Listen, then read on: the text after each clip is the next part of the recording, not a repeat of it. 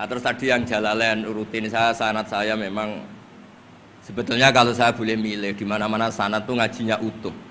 Saya dulu ngaji Mbah Mun itu mulai Jamul Jawami, Fathul Wahab banyak.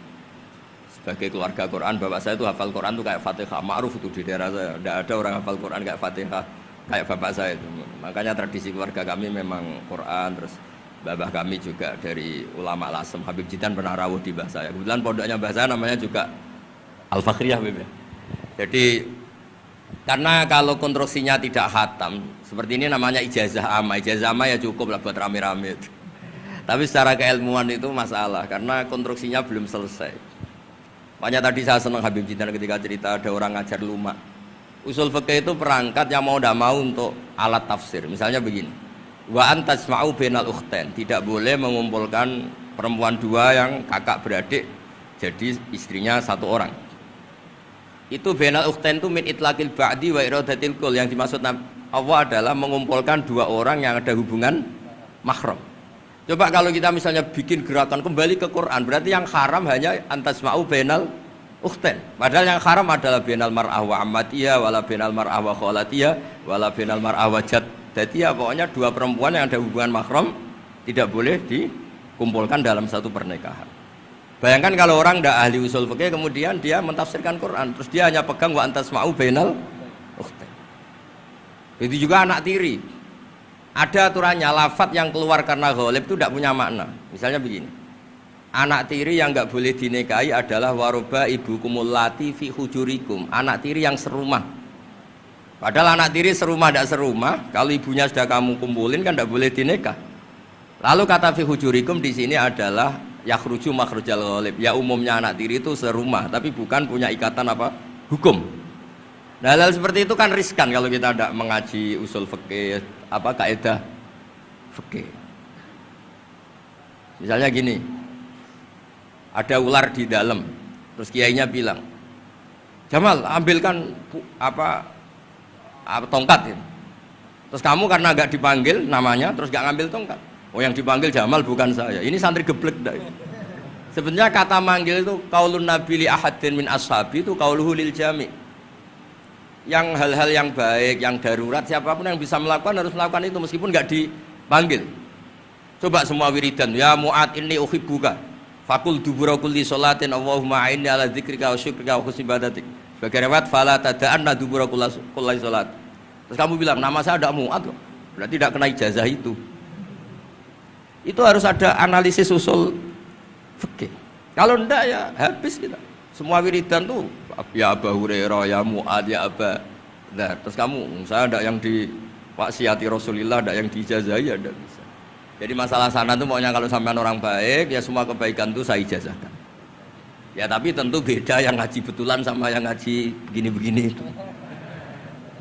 Ya memang seperti itu, karena kalau ingin jadi ulama konstruksinya memang harus utuh. Karena tadi ada usul fikih, ada kaidah fikih, ada macam-macam kayak tadi wa antasma'u bainal ukhtain. Itu ya zaman Nabi Sugeng sudah nambahi wala bainal mar'ati wa amatiha. Tidak boleh menikahi istri dan budenya atau bulenya. Nah, kenapa Nabi tidak bilang wala bainal mar'ati wa jaddatiha? Kayaknya orang kelainan kalau kepikiran seperti itu. Loh, kalau bule itu masih masuk lah. Ya misalnya istri kamu 17, bulenya 27 kan kok cantik, budenya kan masih bisa mikir gitu. Tapi kalau istri kamu 20, mbahnya 80, kok kepikiran itu kan. Sehingga di hadis memang hanya wala bainal mar'ati wa ammatiha, wala bainal mar'ati wa kholatiha. Nabi tidak mengatakan wala bainal mar'ati wa jaddatiha. Kayaknya kalau orang normal tuh tidak kepikiran itu. Ya tapi apapun itu nyatanya Quran hanya wa antasma'u bainal ukhtain. Itu kalau nggak dijelaskan pakai usul fikih, ini min itlaqil badi wa iradil kul secara balaghah. Ya, itu kan tidak bisa. Nah, di sini pentingnya ngaji khatam. Makanya saya suka ngaji Jalalain dengan penjelasan fikih, penjelasan usul fikih, karena supaya orang itu tahu lah bahwa maknani Quran tadi seperti yang didahulukan Habib Jinten itu. Ya kalau kamu tidak menguasai betul, terus akhirnya ngomong menurut saya, Quran kok menurut saya, menurut perasaan saya tidak bisa. Kata Habib Jinten kok biroyi ya sudah pesen tiket di neraka. Ngeri kan? Apalagi sudah biroyi dapat penghormatan, dapat uang, dapat panggung. Islam kok menurut saya, loh ini Islam yang menurut Rasulullah, Islam kok menurut saya. Makanya ini saya fanatik bahwa kitab tadi saya tunjukkan ke Habib Jintan beberapa kitabnya Said Muhammad yang menyebut mbah beliau apa supaya mudawan. Dulu itu ada orang alim alama namanya Les bin Sa'ad. Kata Imam Syafi'i, "Al-Laits afqahu min Malik illa annahu dayya'ahu ashabu." Imam Les secara fikih itu lebih alim dibanding Imam Malik, tapi dayya'ahu ashabu. Murid-muridnya enggak menulis. Andai kan Habib Salim tidak punya putra Habib Novel, tidak punya cucu Habib Jintan, mungkin orang enggak bakas lagi Habib Salim. Bazuber andai kan enggak punya putra Mbah Mun, orang juga enggak bakas lagi Bazuber. Bapak saya Kiai Nur Salim andai kan enggak punya putra saya, mungkin orang sudah lupa.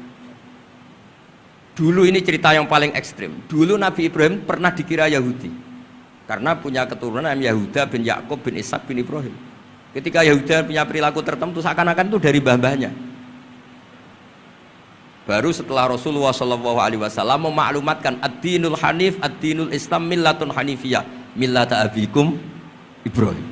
Baru terpulihkan nama Ibrahim. Makanya kalau dalam nasihat Arab itu kama takarroma bi Muhammadin Adnan. Dulu orang tuh nggak tahu Adnan itu siapa, Qusay itu siapa, Kilab itu siapa. Gara-gara punya cucu yang bernama Rasulullah Muhammad SAW, Sayyidul Khalqi, orang nyari-nyari Abdul itu siapa, Abdul Muthalib itu siapa, Hashim itu siapa. Akhirnya diketahui Sayyid Abdul itu orang yang ganteng, perilakunya baik. Abdul Muthalib itu orang yang pertama sering makan-makan, ngasih makan orang haji gini-gini. Dikatakan Syaibatul Hamdi karena terus orang ini dikatakan wasumia fi sulbin Nabi sallallahu alaihi wasallam dzakara wa ta'ala walabba. Ini dikatakan Qusay litaqasi fi biladi qudaatal qasiyah. Terus dikatakan Kilab likasrati takalubi fil ardi karena orangnya aktif, sering berjuang di mana-mana. Terus jadi makanya kalau jenengan punya anak, punya cucu, doakan jadi orang baik. Karena status Anda ini tertera cucu-cucu Anda. Lho nggih misalnya bapak sampean alim terus putune nak domino di situ, mabuk-mabuk di situ. Itu disatakan makam keramat apa tempat mabuk. Nah, makanya dzurriyyah ini penting. Makanya ketika Allah memberi hadiah pada Rasulullah Muhammad SAW kepada semua nabi, itu yang disebut wa ja'alna dzurriyyatahu humul baqin. Ketika dikatakan kalimat tauhid juga wa ja'alaha kalimatam baqiyatan fi aqibi. Makanya ukuran orang baik itu ya anaknya, cucunya, apa-apanya. Karena ini yang meneruskan status kita. Ya jelas ya. Itu kalau Anda ini ngaji khatam, konstruksi itu tahu. Tapi kalau tidak khatam, ya hanya modal qabilna terus. Ya tapi agak apa-apa daripada sama sekali. Malah yudraku kulluh, la yudraku kulluh. Nggih, kersane disambung Habib Jinten. Mau kersane kula nggih